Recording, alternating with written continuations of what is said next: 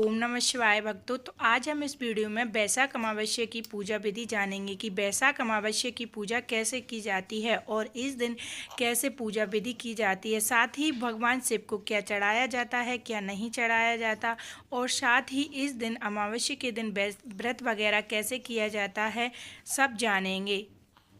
तो भक्तों, सबसे पहले देखिए हमने यहाँ पर चौकी बिछा ली है और इसके ऊपर हम लाल वस्त्र स्थापित करेंगे। तो इस तरीके से देखिए लाल वस्त्र स्थापित कर लेंगे और लाल वस्त्र स्थापित करने के बाद देखिए सबसे पहले यहाँ पर हम सातिया बनाएंगे। तो यहाँ पर आप फूल भी आप रख सकते हैं, यहाँ पर सातिया बना सकते हैं, जिसे अष्टदल भी कहा जाता है।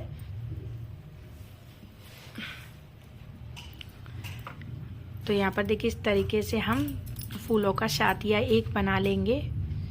और ये जो वैशाख की अमावस्या, इसका बहुत ही ज़्यादा महत्व होता है। तो आप इस तरीके से पूजा अवश्य करें, क्योंकि इससे आपके पितृ भी प्रसन्न होते हैं और घर में भी सुख समृद्धि बनी रहती है। साथ ही आपके जीवन में सुख समृद्धि आती है और आपके घर परिवार के ऊपर माता लक्ष्मी और विष्णु भगवान जी की भी कृपा बनी रहती है। साथ ही भी भोलेनाथ का भी आशीर्वाद प्राप्त होता है।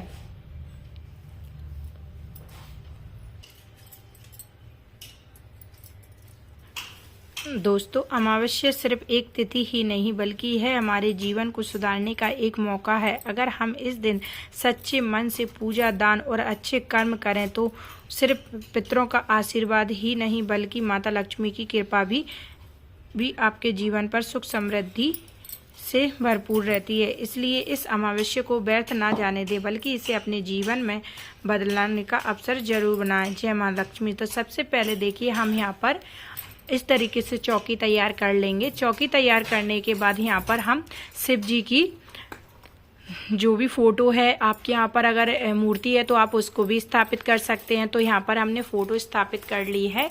अब इसके बाद हम देखिए यहाँ पर फूल इस तरीके से चढ़ा देंगे शिव जी को थोड़े से। और फूल चढ़ाने के बाद ये हमने जो अष्टदल बनाया था वहाँ पर एक हम कलश स्थापित करेंगे इस तरीके से। और इस दिन जो कलश का महत्व है बहुत ही ज़्यादा माना जाता है, तो आप कलश जरूर ही स्थापित करें। और यहाँ पर देखिए कलश में इस तरीके से आप पानी भर देंगे।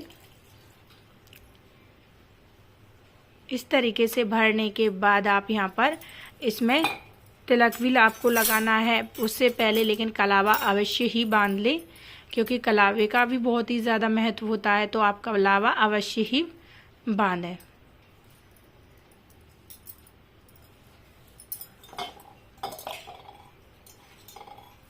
अब यहाँ पर आप चंदन का एक इस तरीके से अष्टदल बना लें, जो भी आप कलश भर रहे हैं।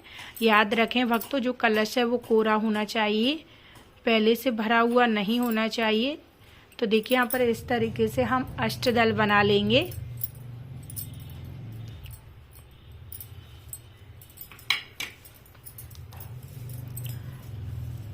और ये सब आपको पूजा विधि है वो सुबह उठकर स्नान करके स्वच्छ वस्त्र धारण करके उसके बाद ही करना है। आपको इस दिन विशेषकर बहुत सी बातों का जो ध्यान है वो रखना चाहिए। इस दिन घर में गृह क्लेश वगैरह नहीं करना चाहिए। सुख शांति बनाए रखिए अगर आप इस तरीके की पूजा करते हैं, क्योंकि ये विशेष रूप से जो पितृ होते हैं उनकी शांति के लिए ये पूजा की जाती है। तो घर में शांति तो अवश्य ही बनाए रखें। अब इस तरीके से कलश रखने के बाद आपका जो भी सीजन का जो भी फल चल रहा हो, ककड़ी, खरबूजा वगैरह, उसको आप इस तरीके से रख लें। और देखिए इस तरीके से हमने यहाँ पर रख लिया। देखिए अब यहाँ पर थोड़े से आप फूल को ले लेंगे साइड में और इस तरीके से डाल देंगे। और थोड़े से चावल ले लेंगे और चावल भी इस तरीके से डाल देंगे। और ये जो हमने कलश भरा हुआ है उसको इस तरीके से आप शंकर जी के साइड में रख दीजिए। अब इसके बाद देखिए आपको एक दीपक जलाना है, और दीपक जलाने से पहले आप शिवलिंग जरूर ही स्थापित कर लें। शिवलिंग को आप रख लें तो यहाँ पर देखिए एक हमने प्लेट रख ली है और यहाँ पर अब हम इसमें शिवलिंग रखेंगे और आपको ओम नमः शिवाय का जाप करना है। और जो भी आप पानी लें या फिर गंगा जल लें या फिर थोड़ा सा जल लें, उसमें आप थोड़े से फूल और काले तिल अवश्य ही डालें। और इसके बाद आपको ओम नमः शिवाय का जाप करते हुए अपने पितरों की शांति की कामना करते हुए इस तरीके से आपको ओम नमः शिवाय का जाप करना है और शिवलिंग पर जल चढ़ाना है।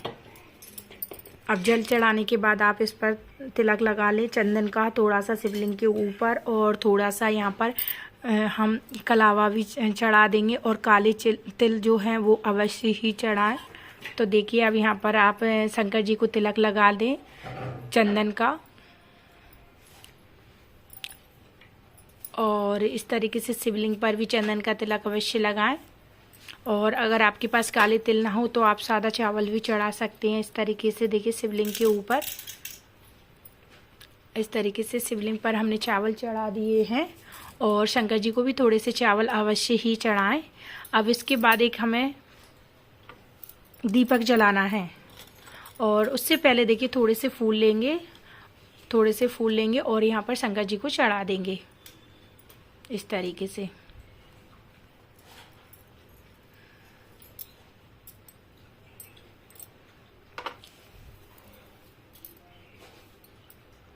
अब इसके बाद एक दीपक लेना है और इस तरीके से देखिए आपको बीचों बीच रखना है। तो देखिए इस तरीके से हमने शिव जी और शिवलिंग की पूजा संपन्न कर ली है। अब इसके बाद देखिए हमें कुछ चीज़ों का इस दिन दान करना होता है। अब दान करने के लिए देखिए थोड़ा सा अनाज आप ले सकते हैं, दाल भी ले सकते हैं। यहाँ पर देखिए काली दाल अभी आप ले सकते हैं और कुछ पैसे भी आप ले सकते हैं दान के दक्षिणा के रूप में, क्योंकि अमावस्या के दिन दान पुण्य का बहुत ही ज़्यादा महत्व होता है। और आप कोई फल भी चढ़ाकर दान कर सकते हैं, क्योंकि जो भी पूजा के बाद जो भी दान किया गया चीज़ का बहुत ही ज़्यादा महत्व होता है, क्योंकि इस दिन भगवान जी हैं वो आपको साक्षात रूप में, जो भी आपके पितृ हैं उनका भी आपको आशीर्वाद पूरा ही प्राप्त होता है, क्योंकि यह पूजा पितरों की शांति के लिए की जाती है। और इस दिन आप बड़े बुजुर्गों का आशीर्वाद जरूर लें। अगर आपके घर में बड़े बुजुर्ग हैं तो उनका आशीर्वाद भी आपके लिए बहुत ही ज़्यादा महत्वपूर्ण माना जाता है, क्योंकि यह पूजा हम बड़ों के लिए ही कर सकते हैं। तो उनके आशीर्वाद के बिना तो यह पूजा हमारी अधूरी ही मानी जाती है। कहा जाता है कि बड़ों की आशीर्वाद से हमारी जो पूजा है उसका हमें पूरा ही फल प्राप्त होता है और हमारे ऊपर आ रहे आर्थिक जो भी संकट वगैरह हैं वह भी दूर होते हैं और भय से भी मुक्ति मिलती है।